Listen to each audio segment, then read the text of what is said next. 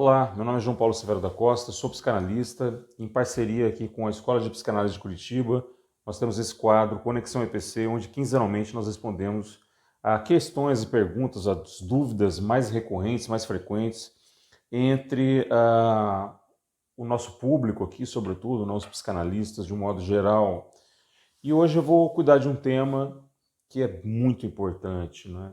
Que é o que seria, né, o que faria então um psicanalista reconhecido, o que daria renome a um psicanalista, ou seja, efetivamente, o que é ser um bom psicanalista, né? Esse é um tema super importante e eu vou aqui me valer de três posições, né, de três nomes extremamente reconhecidos dentro da doutrina psicanalista, que são os nomes de Lacan, de Winnicott e de Anna Freud. E eu me permito, então, aqui ler alguns trechos, né, ler algumas questões que foram colocadas e comentar, né, de como essas personalidades entenderam o que seria, né, um bom psicanalista. Qual é o critério, né, para que se constitua um bom psicanalista? O Lacan, no Seminário 1, ele diz o seguinte: ser neurótico ajuda a pessoa a se tornar um bom psicanalista. E ajudou Freud desde o início, né? O Lacan ele dispõe que a questão da neurose em si, né, a questão que está embutida na neurose, a questão do recalcamento, a questão do saber e sentir o sintoma, da relação com o sintoma, né, essa demanda, portanto, de tratamento já é um bom precedente para a constituição de um bom psicanalista. O bom psicanalista ele precisa entender, ele precisa compreender a dimensão da sua demanda. Ele precisa compreender a necessidade da psicanálise, a necessidade da análise. E eu sempre gosto de fazer essa divisão. A divisão de que, enquanto estudamos teoria psicanalítica, enquanto estudamos a doutrina, os grandes clássicos da psicanálise, nós estamos ali instalados na figura de teóricos da psicanálise, de apreciadores da teoria psicanalítica, da compreensão intelectual dos processos, né, e dos desdobramentos doutrinários e clínicos que são colocados ali na obra dos grandes mestres. Só que isso não nos torna psicanalistas, né? O que nos torna psicanalistas, a princípio, é uma sede de análise, é a necessidade de saciedade pela análise, né? E não apenas, evidentemente, como entendemos isso a partir de uma ação reflexa, né? O que eu preciso, eu também procuro fornecer enquanto um analista, enquanto um pensador de setting, essa relação de troca, essa relação de mão dupla, essa via de mão dupla é necessária. Então, o primeiro ponto que eu diria é a necessidade, se refere, portanto, à necessidade da análise, a compreensão da importância da análise, em primeiro lugar. O Winnicott, ele diz que um psicanalista suficientemente bom não usaria todas as chances de interpretação, pois isso interfere no processo criativo do próprio paciente. Uma outra nota interessante sobre um bom psicanalista, né? A tendência nossa, natural, na qualidade, sobretudo no início do percurso na qualidade de analista, ela é uma tendência a querer interpretar o tempo inteiro. Todos nós, acredito que passamos por isso, e essa tendência ela tem a ver, não é, com o nosso ponto narcísico, com o nosso nó narcísico, que nos leva a nos tornar psicanalistas. É importantíssimo que a gente pense a partir dessa perspectiva do que é a figura reflexiva, do que é a figura da especulação, como um motivo que me propõe a análise, que me propõe a também analisar os outros. Quando se usa corriqueiramente o termo, por exemplo, ou a frase, né, me tornei psicanalista para ajudar as pessoas. Quem é que está sendo procurado primeiro? Quem é que está sendo requisitado em primeiro lugar? Quem é que requisita em primeiro lugar essa ajuda? Eu já falei sobre isso em outro vídeo aqui do Conexão e gostaria de frisar isso como um segundo ponto, portanto. Um bom analista, ele é, antes de tudo, um bom ouvinte.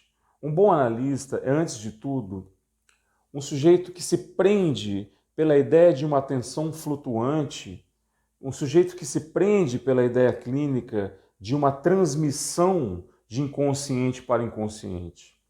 É claro que tendenciosamente, repito o que já disse, tendenciosamente todos nós queremos interpretar, todos nós percebemos as ligações, né, ali bem claras, em alguns casos, entre o caso que está sendo nos exposto, né, e pontos teóricos, né, referentes ali às mais diversas categorias dentro da psicanálise.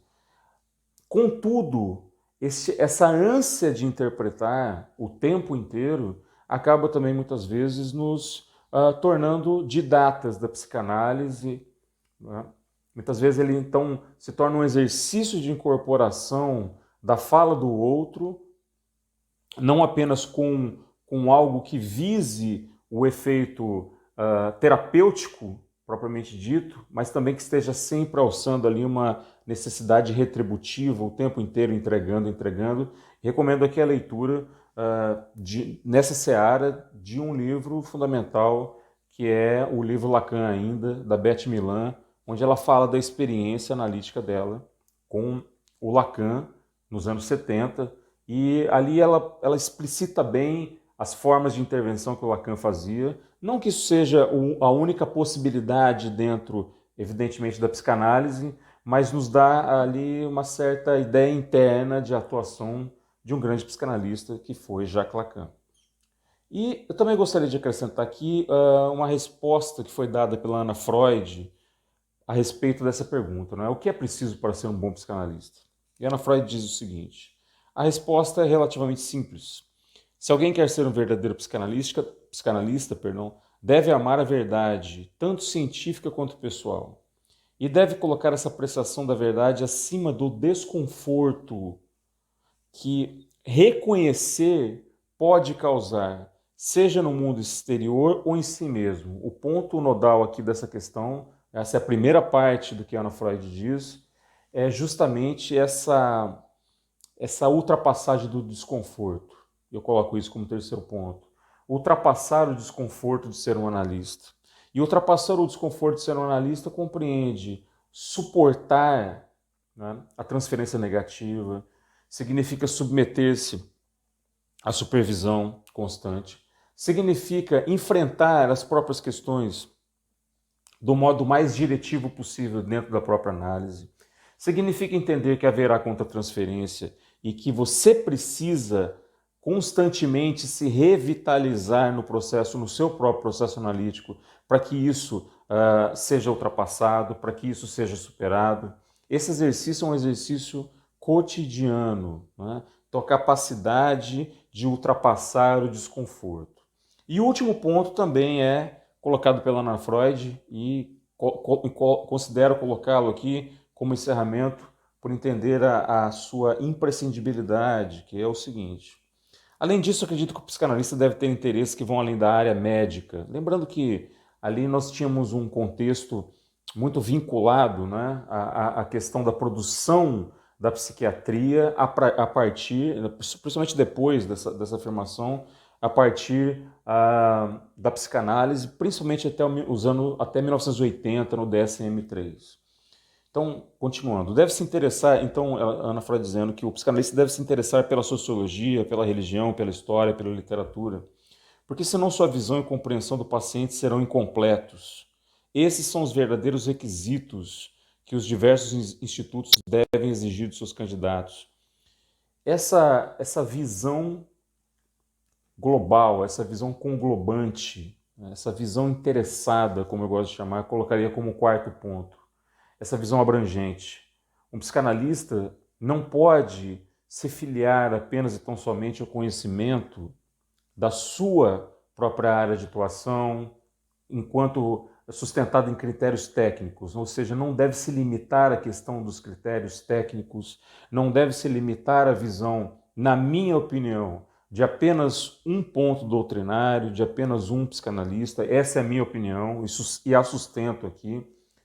Mas, sobretudo, um psicanalista deve se interessar pelo mundo, porque ele trabalha com as demandas do mundo que estão canalizadas através daquele processo transferencial. Então, entender um pouco sobre antropologia, entender nuances sociológicas, estudar as teorias sociais, as teorias críticas sociais, né? Fazer aí um balanço de todas as questões que estão ao redor do continente chamado mundo, né? Do continente no sentido psicanalítico do termo, né? dessa seara, dessa esfera de informações, se atualizar nesse sentido, procurar sempre, portanto, novas formas interpretativas, procurar novos recursos, procurar entender a sociedade e, pela sociedade, o indivíduo que está à sua frente sendo objeto, sendo parceiro na sua análise, né?